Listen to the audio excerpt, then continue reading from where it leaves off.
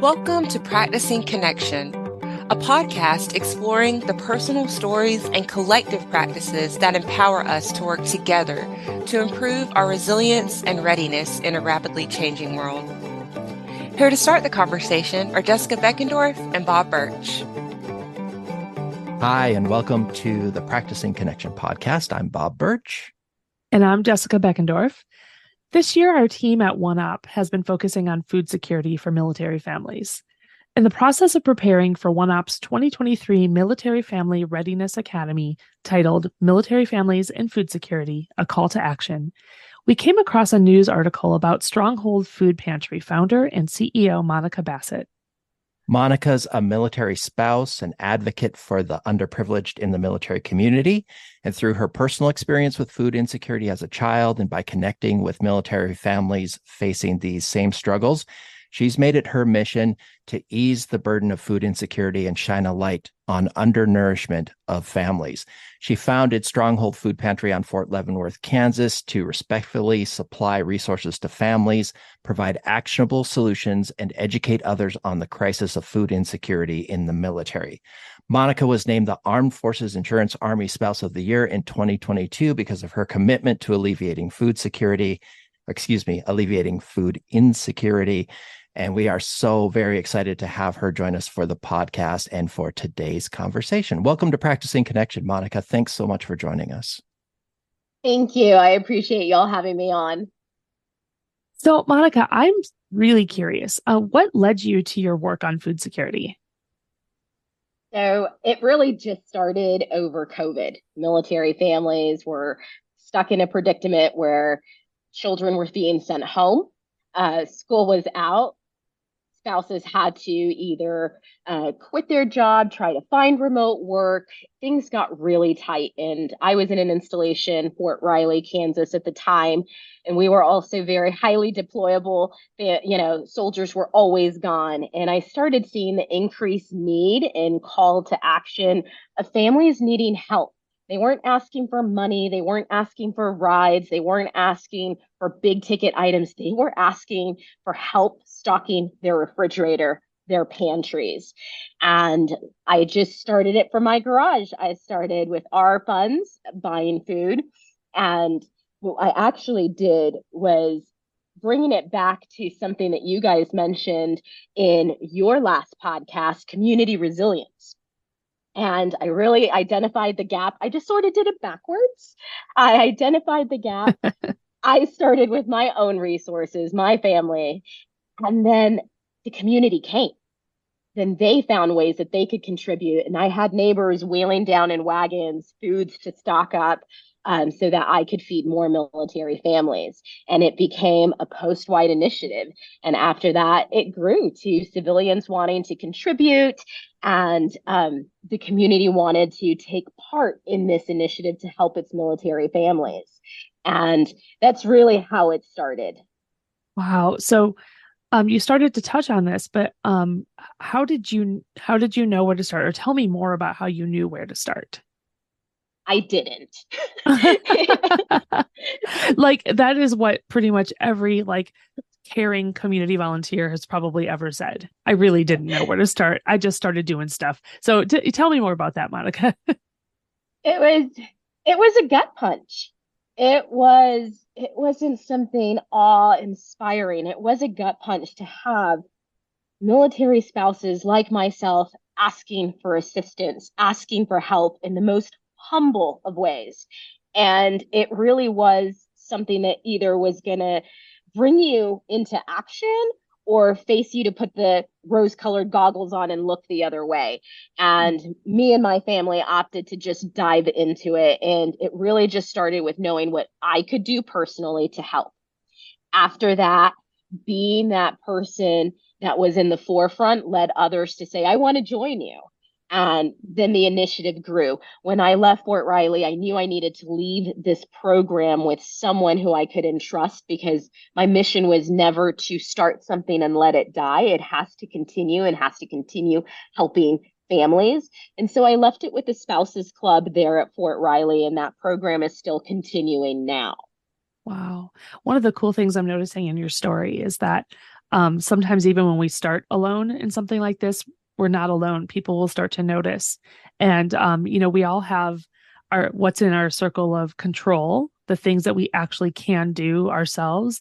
And then we all have a circle of influence, but sometimes we might not know who's in that circle of influence. And as people start to see what we're doing, that circle of influence might start to come to you, which sounds like what happened to you, Monica.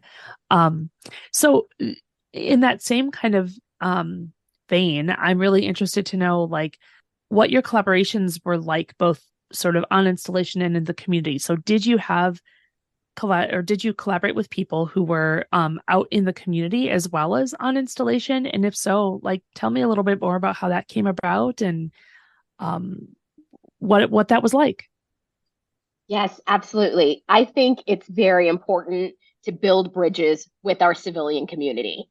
I think that is how military installations and military communities thrive, because we contribute to our outside civilian installation by shopping there, living there, paying taxes, buying vehicles.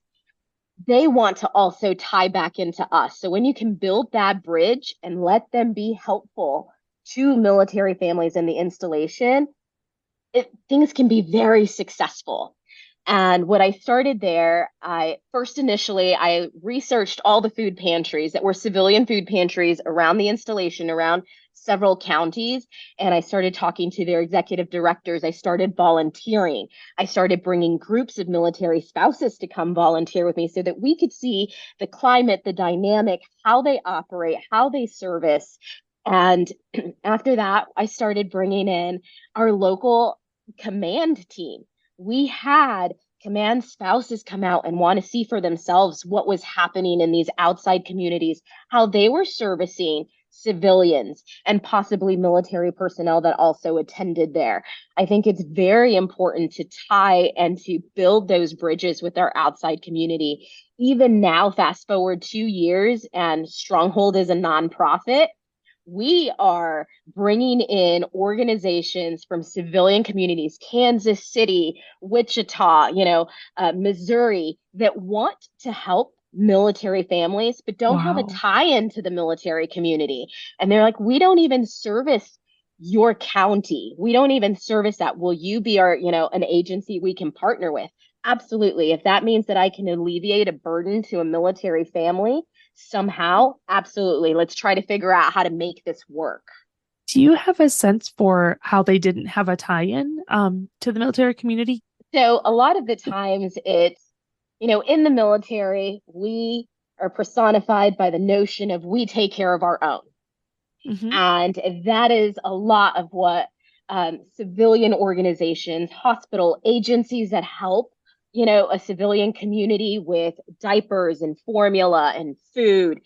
Those are the notions that they have. We didn't know this was happening in the military community. Mm-hmm. A big part of what I do as the founder and CEO of Stronghold is get myself out into the civilian community and educate those individuals, because they had no idea that military families were living with 24% of food insecurity, or that they do not qualify for SNAP benefits because after 6 hours and 27 minutes of me personally waiting on hold to apply, we don't qualify, because from the get-go, we're disqualified because of the way our earnings statement is read.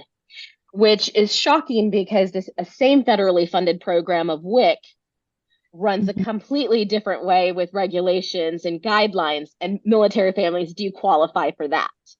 But what I am seeing within Stronghold and with different food pantries that run and help military installations is that our highest demographic of military families needing assistance are not E1s, E2s, E3s. They're E6s, E7s who already have grown children in the household, which makes sense. They're eating more. They're more hungry. They're living in a more active lifestyle. And what they're being able to get for their money in a grocery store is not sustaining that active lifestyle, which in turn equals food insecurity.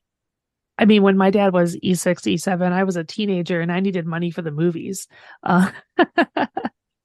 And it's sad. What you just noted right there is hard, because if families don't have the funds for groceries.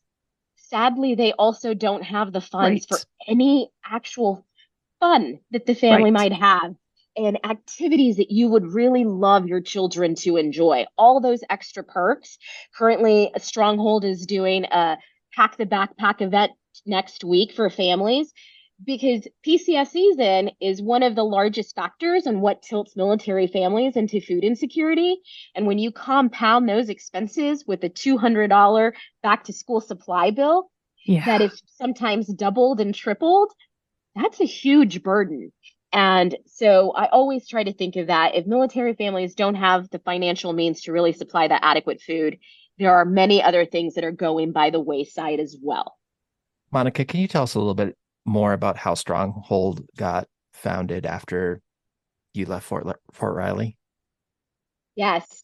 So it still moves me now, because who would have thought that something that just started in a garage, an agency, a large organization, Armed Forces Insurance, approached me when I moved to our next installation, Fort Leavenworth, and they had read about some of the things that I had done at Fort Riley, and they wanted to help military families, and they wanted to tie into what we were doing, and they became a founding sponsor by giving me space. I have zero overhead. Stronghold has space completely donated by Armed Forces Insurance, and that includes utilities and anything in their facility that I might need.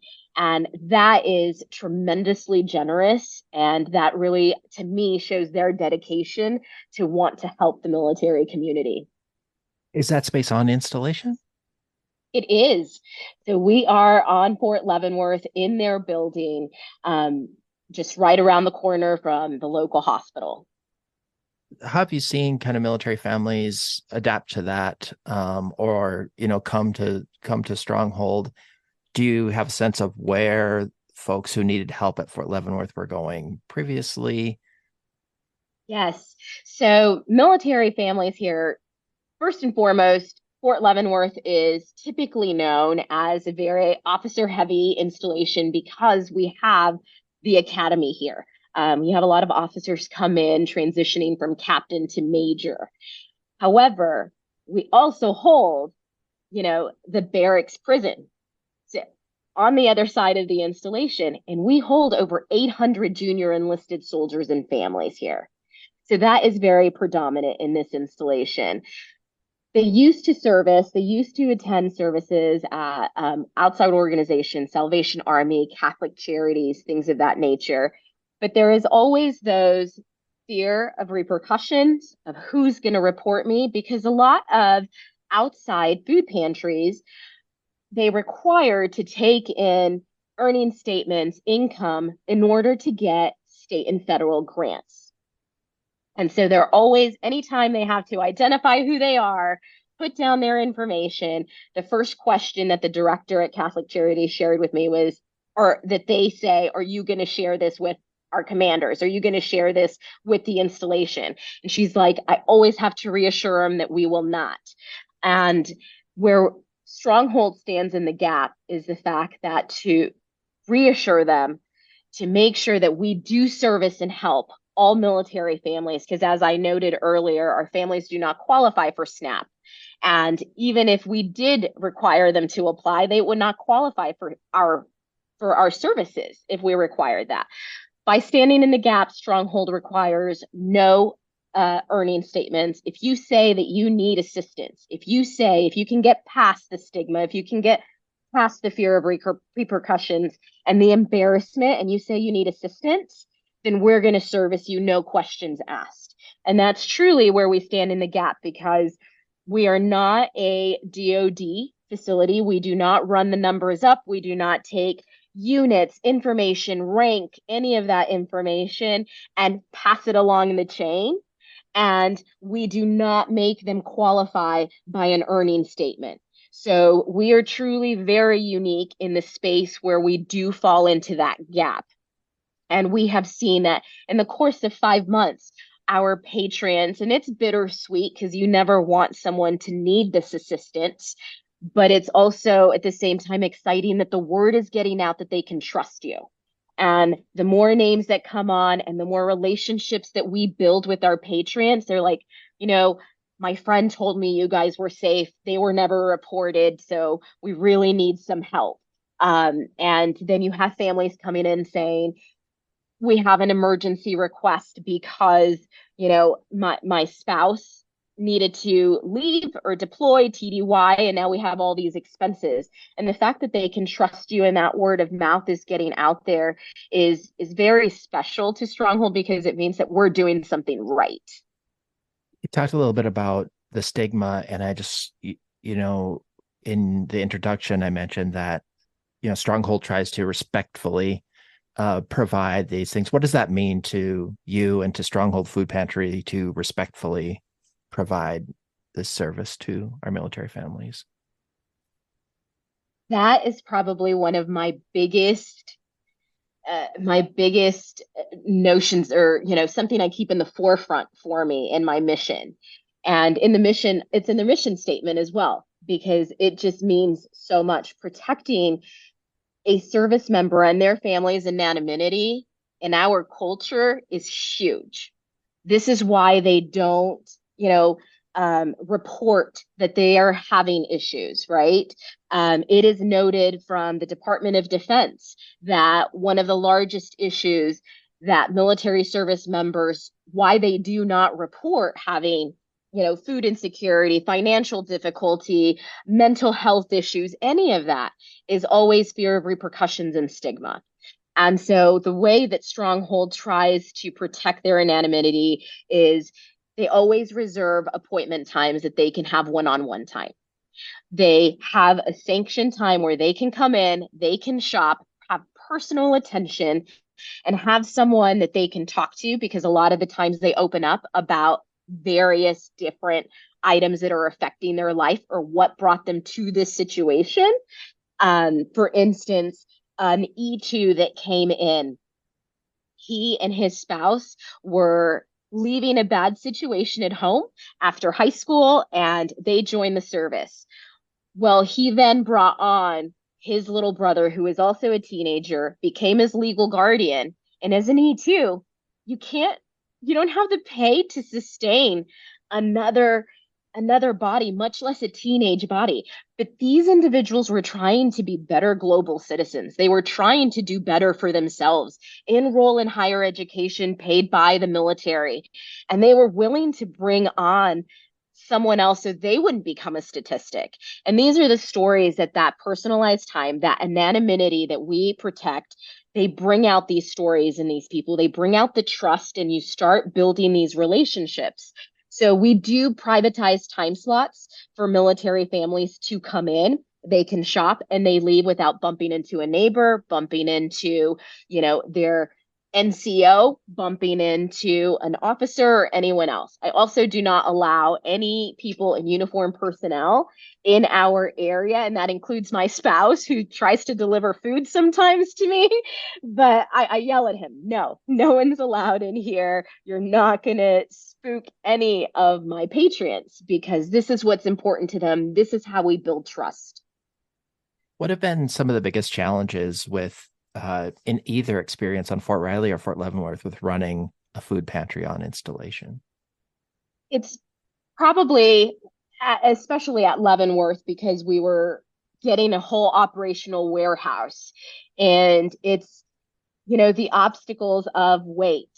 You're not actually sanctioned by the Department of Defense. You're not ACS, MWR, a chaplain. You're not these entities. We are a complete outside nonprofit organization volunteered by military spouses. And that was probably the biggest thing. After people started noticing that we were assisting and we were doing good and we were providing services that are not provided, people are coming around. But that was probably the biggest obstacle at this installation at Fort Leavenworth, because we do have a warehouse. Fort Riley was a complete different beast. We did have some really phenomenal leadership there who just jumped in and said, what is the issue? How can we help? Let's see this for ourselves. hey, Monica, come work with me and develop a a task force to try to help our military families. Hey, Monica, come sit with my aide and run through this list, and let's give out some resource sheets to all our soldiers. And so it really depends, just like any organization, whether you're for profit or nonprofit, whether you're civilian or military, it always depends on the climate of your environment, and it depends on who is working that environment. So it's very different, and it's not what happened for Stronghold at Fort Leavenworth or what happened for me at Fort Riley before Stronghold was actually a nonprofit could be very different than what could happen for someone at Whiteman Air Force Base or in Misawa. It would be very different. It just really depends on your climate, your environment, and honestly, your volunteers and your leadership. You have advice for folks? And having said that, context matters, the climate matters. What advice would you have for somebody who was, interested in whether it's working on food insecurity or another issue for military families as a military spouse? Or Yes. So recently, within the last few months, my email has been getting inundated with emails from various spouses. I mentioned a few of those from Misawa, Spigdalum Air Force Base, Whiteman Air Force Base, Coast Guard West Coast, on how can you help me get through this? What are your best practices? And one of the most in-depth that I helped was Spigdalum Air Force Base. And we had several Zoom conversations on here are my best practices and here's where I would start. And it always starts with first get a feel for your climate, because we all want to help. Military spouses, we are in this community to do whatever we can for our neighbors. But the biggest thing is the way I mentioned at Fort Riley, I started involving myself with outside community organizations. I started asking questions of executive directors. What's your percentage? How many military families? Let me get a feel for how you run. That is always my first step for when people ask me, how do you start this? Is you have to learn your climate. You can't just say, well, I saw 5 posts of families needing help, or I need help, and so I'm going to do this whole pantry or this whole initiative.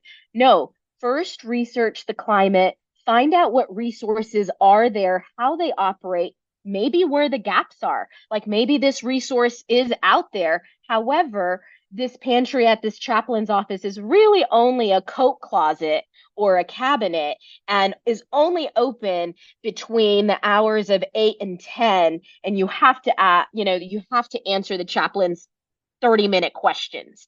Well, that already is going to deter a family tenfold times, right? They're not going to want to answer the chaplain's questions and sit there and be embarrassed and worry in the back of their head on who this is going to be reported to, even though they know that should be a private conversation. It's always something that's going to run in the back of your head. So first and foremost, I always say, go figure out your climate, go find out those resources, find out where those gaps fall, which leads back to your last podcast that I had listened to on your community resilience. And this is how you truly shape a very successful organization that can truly target and benefit your military families. After you figure out climate, after you figure out where the gaps are or where you contribute to them, then you can figure out, do you actually need a whole new service?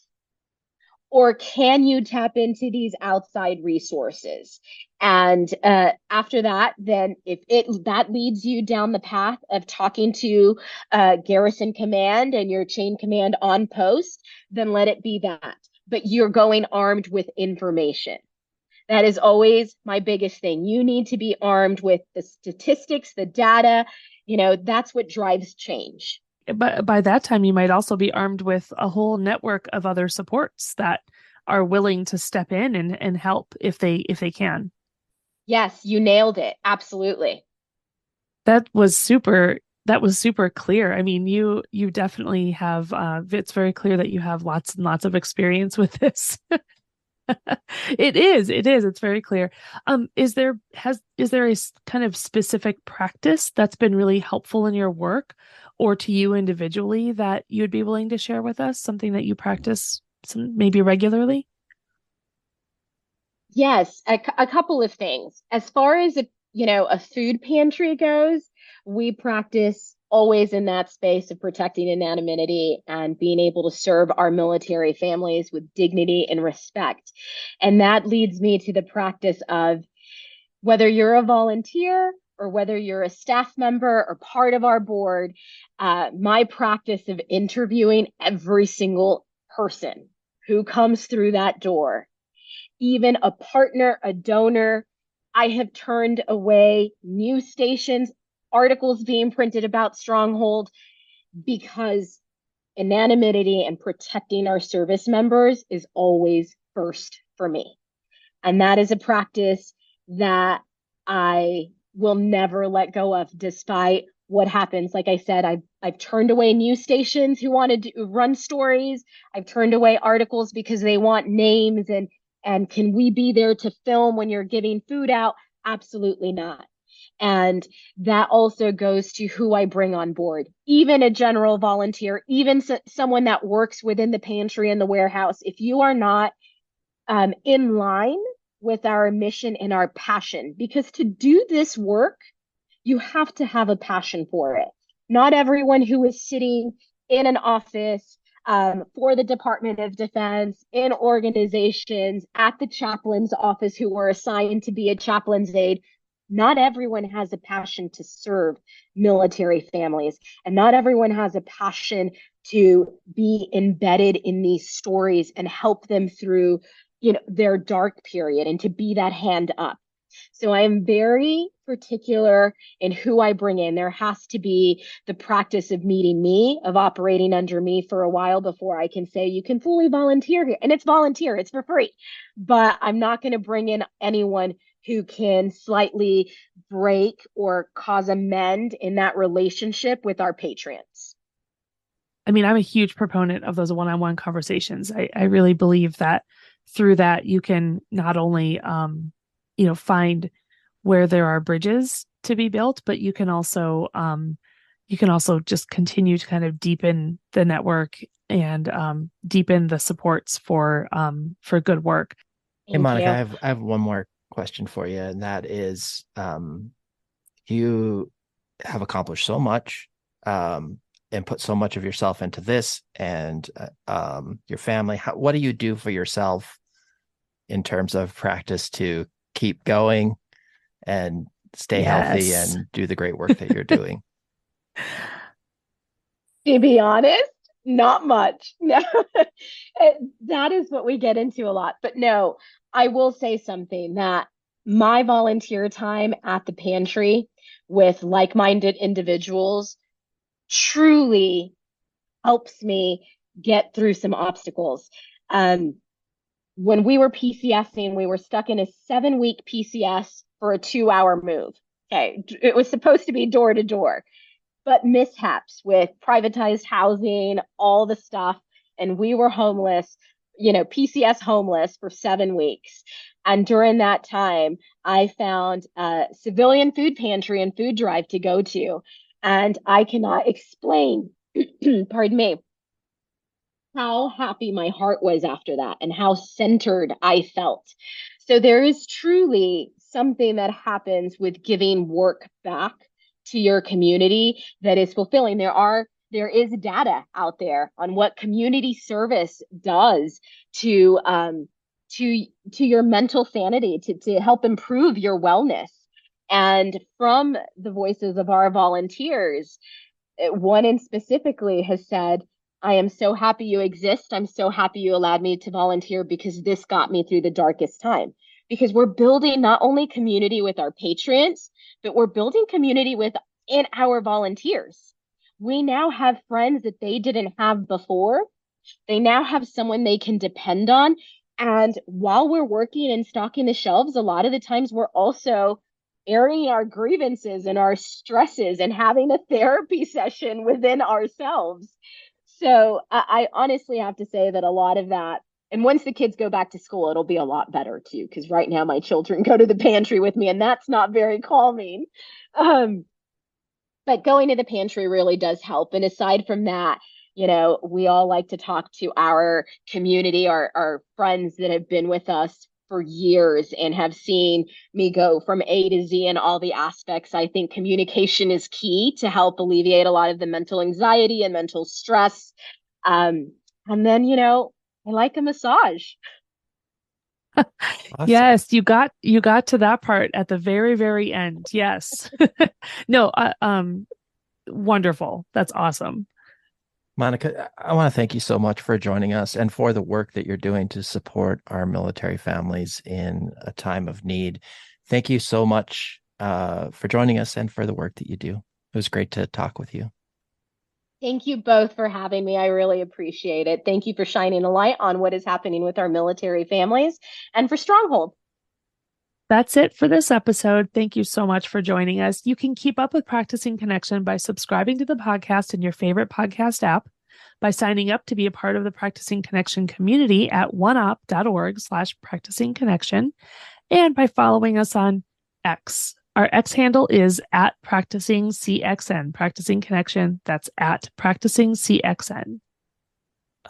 Jessica's probably mad at me for pulling back the curtain, but an awesome job adjusting to not saying the T word for the app that is now called X. Thank you. So good job. Thank you for joining us for this conversation. We've really enjoyed having you here. Thanks again to our guest, Monica Bassett. We'd also like to thank our co-producer, Coral Owen, our announcer, Kaylin Goebel, Hannah Hyde, Maggie Lucas, and Terry Meisenbach for their help with marketing, and Nathan Grimm, who composed and performed all the music you hear on the podcast. We hope you'll join us again soon. In the meantime, keep practicing. The Practicing Connection podcast is a production of OneOp and is supported by the National Institute of Food and Agriculture, U.S. Department of Agriculture, and the Office of Military Family Readiness Policy, U.S. Department of Defense, under award number 2019-48770-30366.